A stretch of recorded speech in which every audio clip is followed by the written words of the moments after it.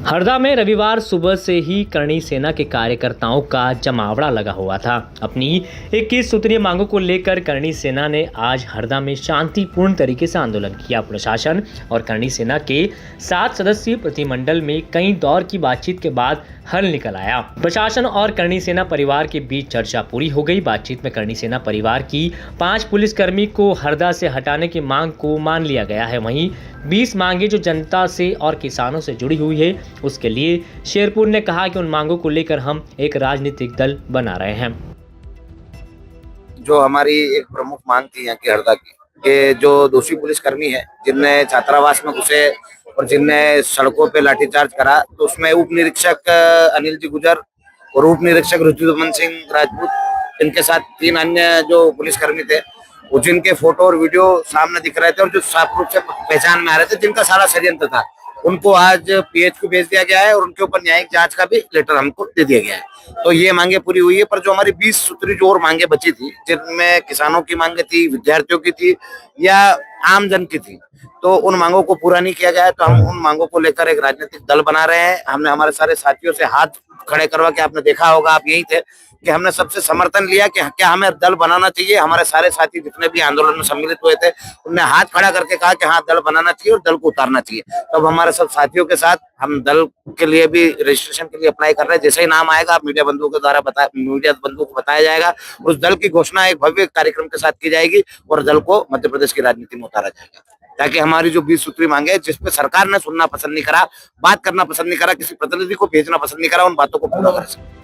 इधर महिपाल सिंह मकराना ने कहा कि प्रशासन ने कुछ मांगों को माना, लेकिन कई मांगों को केंद्र पर ढोल दिया है। महिपाल ने केंद्र को चेतावनी देते हुए कहा कि अब दिल्ली कूच की बारी है। सबसे बड़ा हमारा जो मुद्दा था वो था जो एक्यूज अधिकारी हैं उनको हटाया जाए। अभी 5 अधिकारियों को लाइन हाजिर किया गया है और मजिस्ट्रियल जांच उन पे लगाई गई है। उनमें वो अगर अभियुक्त घोषित होते हैं तो उनको बकायदा अपनी ड्यूटी से उससे हाथ धोना पड़ेगा। मैं तो केवल आपके चैनल के माध्यम से बोलना चाह रहा हूँ, कोई भी गलत करता है तो उसको उसकी गलती की सजा मिलनी चाहिए। एक बच्चियों पे आप लोग लाठीचार्ज कर रहे हैं, कतई राजपूत समाज सहन नहीं करेगा।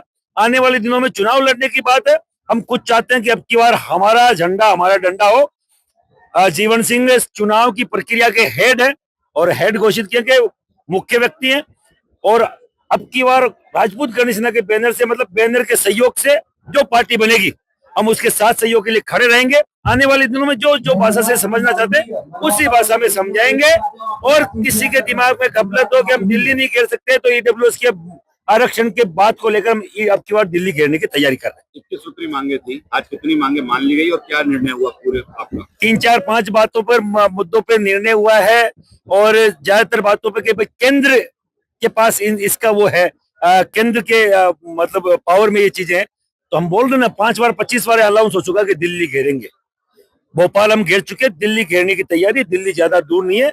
अभी 2 साल पहले रामलीला मैदान इसी करणी सेना ने भरा था और वापस से 10 गुना ज्यादा संख्या में हमारी मांगों को लेकर हम दिल्ली कूच कर रहे हैं। आज का आंदोलन समाप्त हो रहा है। आज का आंदोलन सफल आंदोलन था, अनुशासित आंदोलन था। अभी तक आपने देखा होगा, इतने राजपूत युवा होने के बावजूद किसी ने कोई भी तरह का उपद्रव नहीं किया, किसी भी तरह की अशांति नहीं फैलाई, किसी अधिकारी का फोन तक नहीं आया, भैया आपके लोग यहाँ रोड पे है तो कुछ गलत कर रहे हैं। नहीं, हम अनुशासित कौम से।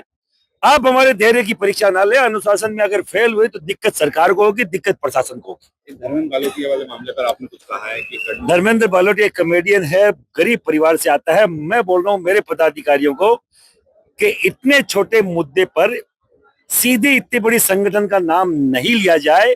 और दूसरी बड़ी बात, दुबई से यहाँ के सड़क की अगर कंपैरिजन अगर वो लड़का कर रहा है तो यहाँ के सरकार के लिए शर्म की बात है, न कि अपने लिए। दुबई भारत को बहुत अच्छे से जानता है, अपने खूब सारे इंडियन दुबई में काम करते हैं। तो ये तो है नहीं कि दुबई वाले इंडिया वालों को नहीं जानते, इंडिया वाले दुबई वालों को नहीं जानते। उसने बेचारे ने अच्छी बात बोली है कि वहां डेवलपमेंट नहीं है हमारे वहां, और दुबई में है, तो वो लड़का बुरा नहीं है। मैं तो सबसे बड़ी बात तो, एक अच्छा घर का गरीब लड़का अगर अच्छी तरीके से पैसे कमा रहा है, वो कोई गलत काम तो कर नहीं रहा, स्मगलिंग कर नहीं रहा, अगर वो नशा नहीं बेच रहा, हंसा रहा है, हंस के 2 रुपए कमा रहा है, मुझे लगता नहीं मेरे पदाधिकारियों या किसी भी संस्था के व्यक्ति को सीधा ऐसे किसी भी व्यक्ति पर अगर धर्म के खिलाफ कुछ बोले, देश के खिलाफ कुछ बोले, देश की सड़क जो रक्षा है उसके खिलाफ कुछ बोले, तो हमें लगता है कि कुछ बोलना चाहिए। अब वो अगर इस तरीके में कंपटीशन करेगा तो अच्छी बात है, बुरी बात नहीं है। बता दें कि हरदा के नेहरू स्टेडियम में 21 सूत्रीय मांगों को लेकर करणी सेना सुबह से ही डेरा डाली हुई थी। हजारों कार्यकर्ता नेहरू स्टेडियम में मौजूद थे। 3 बजे बाद से ही कलेक्टर और करणी सेना के 7 सदस्यीय प्रतिमंडल कलेक्टर से मांगों को लेकर बातचीत कर रहा था, जिसके बाद ये निष्कर्ष निकला है। फिलहाल हरदा का माहौल शांत है और आंदोलन खत्म हो गया है। हरदा से लॉमेश गौर की रिपोर्ट एमपी तक।